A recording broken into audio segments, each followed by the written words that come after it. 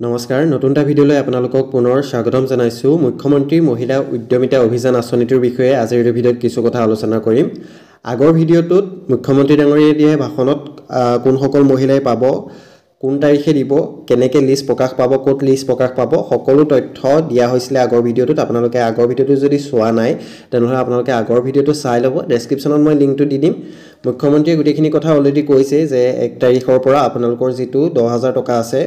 মহিলা উদ্যমিতা অভিযান আঁচনি হে 10000 টকাটো গোটৰ মহিলাসকলক প্ৰদান কৰা হ'ব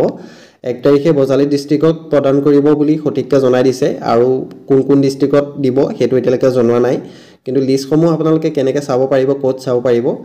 আৰু তেওঁ কৈছিল যে বহুত লাখ লাখ মহিলাৰ নাম কেনসেলো হৈছে ৰিজেক্টও হৈছে আপোনালোকৰ ফৰ্মসমূহ কিয় ৰিজেক্ট হৈছে হেতু কৈ দিয়া হৈছিল কিছুমান নিয়ম বান্ধি দিয়া হৈছিল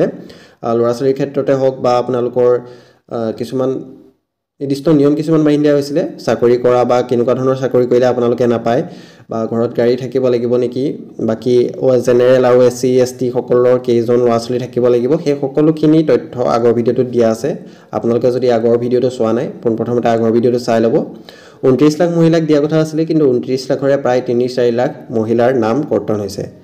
এইখনতো আপোনালোকে দেখিবলৈ পাব ইয়াতো কিছুমান আপোনালোকৰ যোগ্যতা চৰ্তখিনি আপোনালোকে ইয়াত দেখিবলৈ পাইছে এইখিনি আপোনালোকে স্ক্ৰিনশ্বট মাৰি ৰাখিব ইয়াতো আপোনালোকে গোটেইখিনি দিয়া হৈছে যদি আপোনাৰ কন্যা সন্তান আছে তেনে ক্ষেত্ৰত যদি তেওঁক আপোনালোকে বিদ্যালয়ত এডমিশন দিয়া নাই তেনে ক্ষেত্ৰতো আপোনালোকৰ যেটো 10000 টকা আছে সেই 10000 টকাৰ পৰা আপুনি বঞ্চিত হ'ব লাগিব এটা কোনখন ডিস্ট্ৰিক্টত কিমানখন ফৰ্ম ৰিজেক্ট হৈছে হেতু আপোনালোকে কিদৰে চাব পাৰিব নিজৰ মোবাইলতে সম্পূৰ্ণ দেখুৱাই দিম এই ওয়েবসাইটটো আপোনালোকে ওপেন কৰিব লাগিব mmua.in লিংকটো মই ডেসক্ৰিপশ্যনত দি দিম এই ওয়েবসাইটটো লগইন কৰিয়ে আপোনালোকে চাব পাৰিব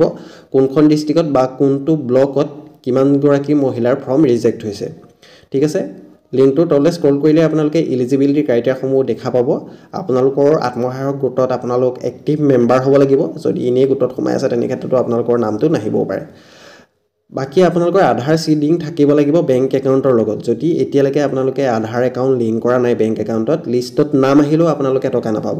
ঠিক আছে হেবাবে কৈছো বেংকত গৈ আপোনালোকে আধাৰ লিংকটো কৰক আপোনালোকে অনলাইনে চেক কৰিব পাৰিব আধাৰ লিংক আছে নে নাই হেতু মই লিংকটো ডেসক্ৰিপশ্যনত দি দিম তাত গৈ আধাৰ নম্বৰটো ফিল আপ কৰি চাব পাৰিব যদি লিংক হৈ আছে তাত তেতিয়া আপোনালোকৰ বেংক একাউণ্টটো শো কৰিব যদি লিংক নাই হোৱা তেনে ক্ষেত্ৰত বেংকত গৈ পেলাই আপোনালোকে লিংক কৰক লিংক যদি নকৰে তেনে ক্ষেত্ৰত আপোনালোকে লিষ্টত নাম আহিলেও আপোনালোকৰ 10000 টকাটো পৰা বঞ্চিত হ'ব লাগিব যদি লিংক নাথাকে বাকি ইয়াত ফৰ্ম ডিস্ট্ৰিবিউচন ষ্টেটাছত আপোনালোকে দেখিবলৈ পাব ইয়াত গোটেইখিনি দিয়া হৈছে যে কোনখন ডিস্ট্ৰিক্টত কিমান ফৰ্ম দিয়া হৈছিল টোটাল কিমান ফৰ্ম দিছিলে সেই গোটেইখিনি ইয়াত আপোনালোকে এনালাইসিস কৰি দিয়া হৈছে ইয়াত আপোনালোকে চাই ল'ব পাৰিব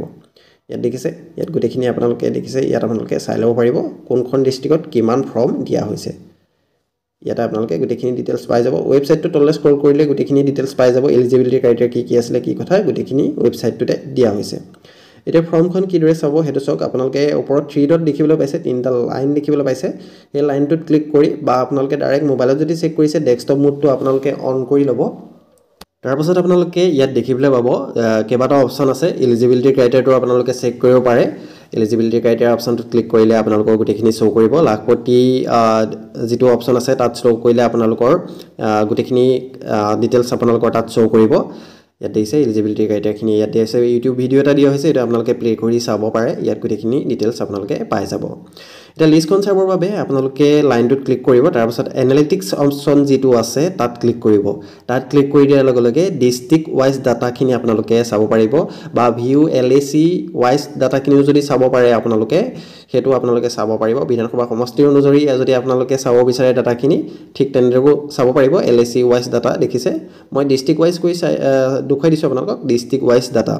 ইয়াত ডিস্ট্ৰিক্ট নেম দিয়া থাকিব তাৰ পাছত ফ্ৰম কালেক্ট আপোনালোকৰ কিমানখন ফৰ্ম কালেক্ট কৰা হৈছে হেতু দিয়া থাকিব ফৰ্ম এপ্ৰুভ কিমান জনৰ ফৰ্ম এপ্ৰুভ হল আৰু কিমানখন ফৰ্ম ৰিজেক্ট কৰা হল গোটেইখিনি ডিটেইলছ ইয়াত আপোনালোকে পাই যাব লিংকটো মই ডেসক্ৰিপশ্যনতে দি দিছো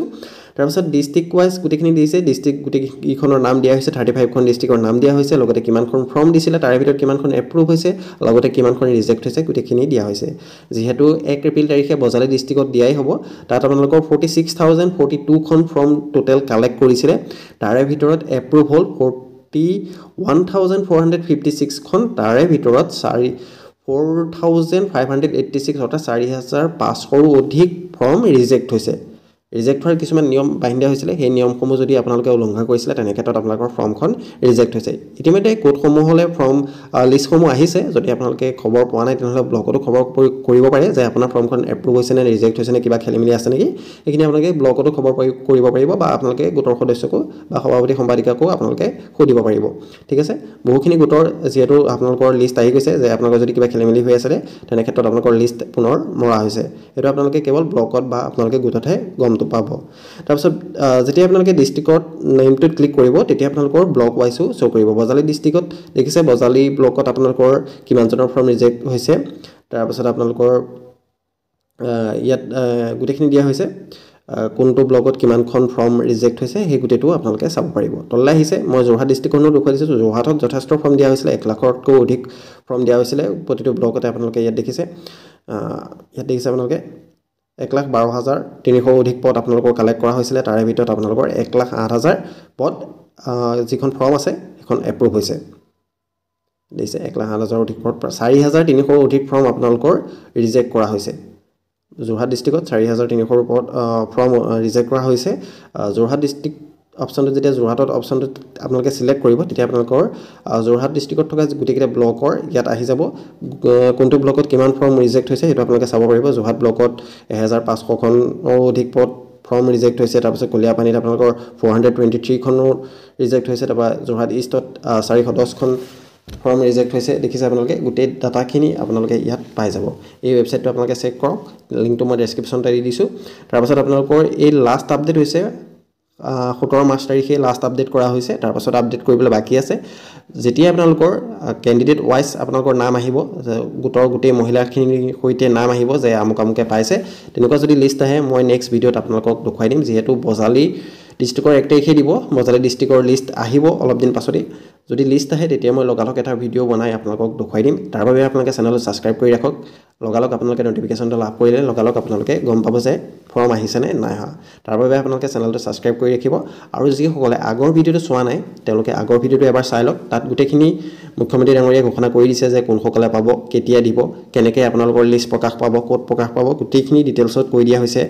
আপোনালোকে আগৰ ভিডিঅ'টো যদি চোৱা নাই আগৰ ভিডিঅ'টো চাই ল'ব যদি ভিডিঅ'টো চাই ল'বলৈ উপকৃত হ'ল চেনেলটো ছাবস্ক্ৰাইব কৰিবলৈ নাপাহৰিব এনেকুৱা ধৰণৰ ভিডিঅ'সমূহ পাই থাকিবৰ বাবে ধন্যবাদ